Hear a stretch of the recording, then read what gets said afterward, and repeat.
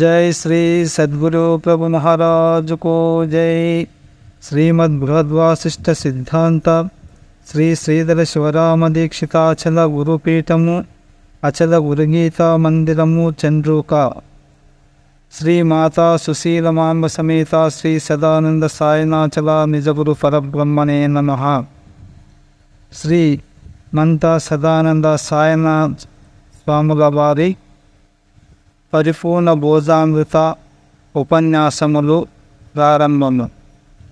మొదటి ఉపన్యాసము సనాతన నిజగురు సందేశము.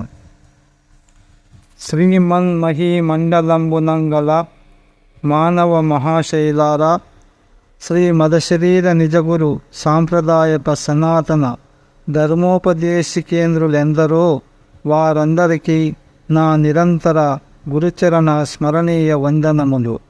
వారందరిలో శ్రీమద్ బృహద్వాసిష్ఠ సిద్ధాంత ప్రతిష్టాపనాచార్యులని పేరొందిన శ్రీమద్రామడుగు శివరామ దీక్షిత స్వాములను వారొకరు ముఖ్యులు. తత్పీఠ పరంపరాచార్యులకు మద్గురుమూర్తి శ్రీ సిద్ధాచల దేశికేంద్రుల వారి కరుణా కటాక్షంబున సనాతన ధర్మ సిద్ధాంతంబునగు ఈ భ్రాంతి రహితాచల పరిపూర్ణ బోధబడసి ధన్యుడ నైతిని అనుటయేగాక దీన్ని గురుక్త ప్రకారంబున లక్షణయుతులై విని విమర్శించిన వారందరూ ధన్యులగుటకు మార్గదర్శకంబగు ఈ పరిపూర్ణ బోధ గురు శిష్య న్యాయమున ఇందాక వెలయుచు వచ్చినది. ఇక ముందునకు కూడా ఆచంద్రార్పముగా వెలయునని సాంప్రదాయక పెద్దల ఆశీర్వచనమై ఉన్నది. ఇట్టి పరిపూర్ణ బోధామృత సారమును నే చెప్పినట్లు చెప్పరా, నే చెప్పిన బోధ నీకు నెస్సతి కుంటే, నే జ్యోతు నీచమాకృతి రాజిత సుగుణైక సార రమ్య విచారా ఎను న్యాయంబున పెద్దలిచ్చిన సెలవును పురస్కరించుకొని నామది కందినంత మట్టుకు పెద్దల ఎదురయ్యేగాక పెద్దల బుద్ధికి సరిపడిన సద్బుద్ధి గల సజ్జనోత్తములైన మీ అందరి ముందు వినదింపుకొనవలయునను ఊహ కలిగినది గాన సావధానముగా వినగలందులకు మనవి.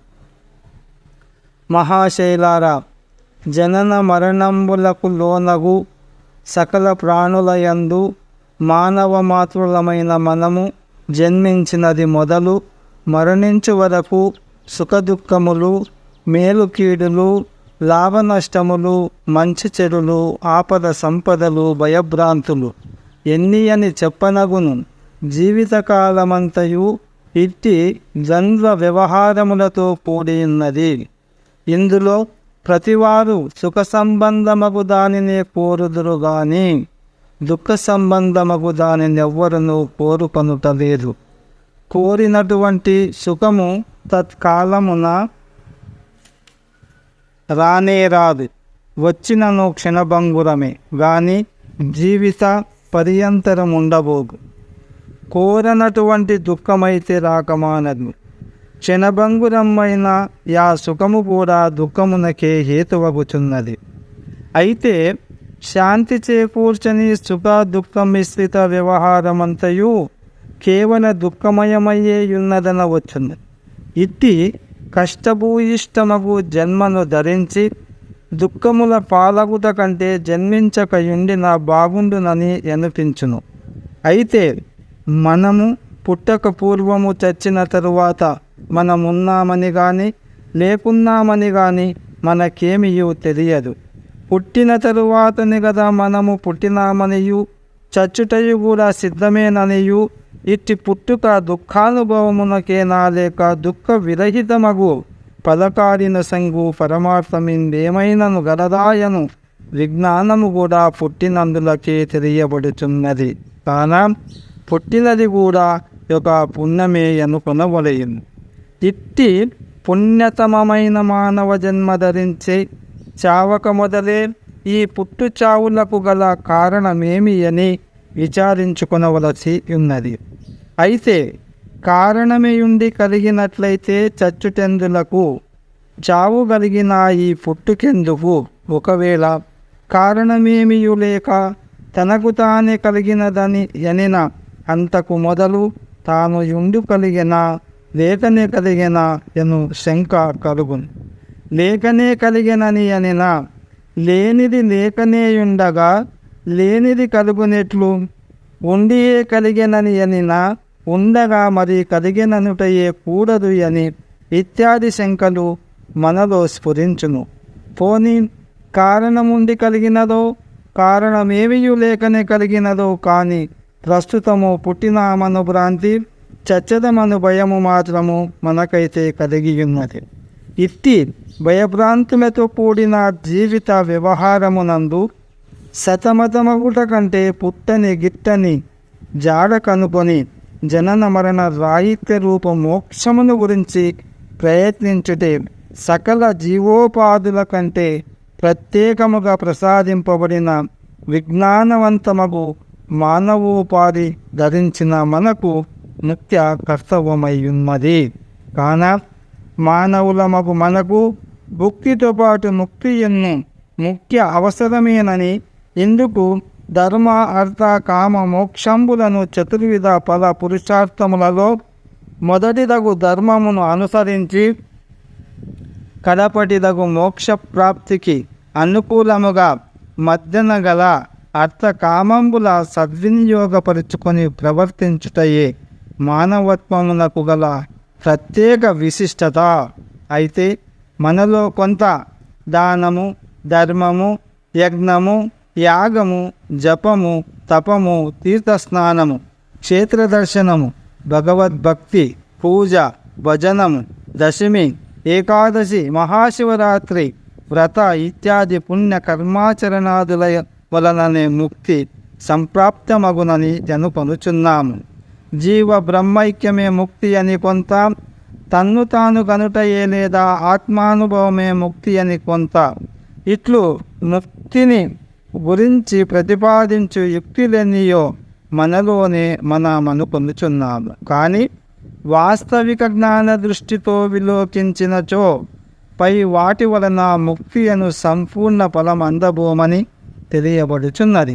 అయితే మహర్షి ప్రోక్తములకు వేదోపనిషదాది సద్గ్రంథముల యందు పేర్కొనబడిన కర్మజ్ఞాన భక్తి యాగయోగ జప తప వ్రత పూజ భజన ధ్యానానుష్ఠానాది సత్కర్మలు సల్పుటయంతయు వ్యర్థములేనాయని ఎనుకోకూడదు. సత్కర్మములు వదలి దుష్కర్మములాచరించవలయునను తలంపునకు లోనుగాకూడదు. ఎట్లనగా మహర్షులచే విధింపబడిన సత్కర్మాదులనియు చిత్తశుద్ధి లేని చీకాకుమతులకు భక్తియోగ జ్ఞాన భావమెల్లాం చెప్పవలయునిట్లు చెప్పక తప్పదు. అఖిల జీవసంగ ఆత్మలింగాయన న్యాయంబున మందబుద్ధులకు నా వంటి వారల గురించి సందర్భానుసారమును బట్టి బోధించవలసిన సాధక బోధకములే ఎనదగును. కానీ కేవలము వాటి వలననే మనము సంపూర్ణ ముక్తి శిఖరాగ్రము చేరుకుందుమో చేరుకొనగలము అను నమ్మకముతో నుండడమే నిరర్థకమనబడును. సత్కర్మములు సలుపుట వలన నిష్ఫలమెన్నటికీ కాదు. దీని ఫలితము దానికి తగినంత ఉండనేయుండును. అయితే పై వాటి వలన ముక్తియే కలుగజాలదనినచో ప్రతికర్మాచరణయందు అనగా సత్యనారాయణ సత్యశంకర గౌరీ వరలక్ష్మి సరస్వతి తులసి ఇత్యాదుల వ్రత పూజాదుల యందు భగవద్గీత భాగవత రామాయణాది సద్గ్రంథ పఠనాదుల యందు ఇన్నితరములైన ప్రతి కర్మాచరణల యందు జనన మరణ రాహిత్య రూపమోక్షమే ఫలప్రాప్తిగా చెప్పంబడిన దెందులకని శంకింపవచ్చును. కానీ మోక్షమనున్నది కృతకమైనది కాదు, అది అయ్యది సిద్ధ వస్తువే. అట్టి దానిని సాధనల చేత సాధించదలచినను సాధ్యమెన్నటికీ కాబోదు. అయినను కేవల మోక్షాసక్తి చేత సాధించి తుదకు విసుగు చెంది మోక్షమనగా సాధనాంతర నిరపేక్షకంబైనదేయను నిజమును సాధు సత్పురుషుల వలన ఏనాటికైనను గ్రహించగలుగుదురు అని ప్రతిదానికి ఆది అందు గాని అంత్యమందు గాని జనన మరణ రాహిత్య రూప మోక్షమే ఫలప్రాప్తిగా ఫలశ్రుతిగా చెప్పినారనుకొనవచ్చును. కానీ సాధనల వలనే సత్యలోక ప్రాప్తి అని, వ్రతాదుల వలనే వైకుంఠ ప్రాప్తి అని, కర్మాదుల వలననే కైలాస ప్రాప్తి అని వృథా కాలయాపనము గావించుట సరికాదు. అందుకే మన శివరామ దీక్షిత స్వాముల వారు భక్తి అనే అభక్తి చేత, వైరాగ్యమను అనురాగము చేతని అందరూ విన్నారు అని అన్నారు. పుణ్యము అనే నెపము చేత అందరూ పుణ్యమిశ్రిత పాపకర్మాదులనే చేయుచున్నారని జ్ఞానేశ్వరీయమందు తెలియపరిచినారు. ఇదిగాక లోకంబులు లోకేశులు లోకస్తులు తెగిన తుది అలోకంబగు పెంజి కటి కావల నెవ్వడునే కాకృతియున్న వాణినే సేవింతు అని ఆంధ్ర భాగవతమున పేర్కొనబడినది గాన నిత్యానిత్య వస్తు వివేక జ్ఞానంబున సత్యన్వేషణ గావించి సత్పదమందుటయే సత్యలోక ప్రాప్తి అని, విలాసము లేనిదే కైలాసమని, కుంఠితము గానిదే వైకుంఠంబని, అట్టి వైకుంఠమునందే మనమందరము యున్నారము గాని వైకుంఠము నెరుగక యున్నామని మర్మమెదిగిన మహానుభావుల అభిప్రాయమై ఉన్నది. సద్గురు ప్రభు మహారాజుకు జై. తర్వాతి భాగము రేపు రాబడును.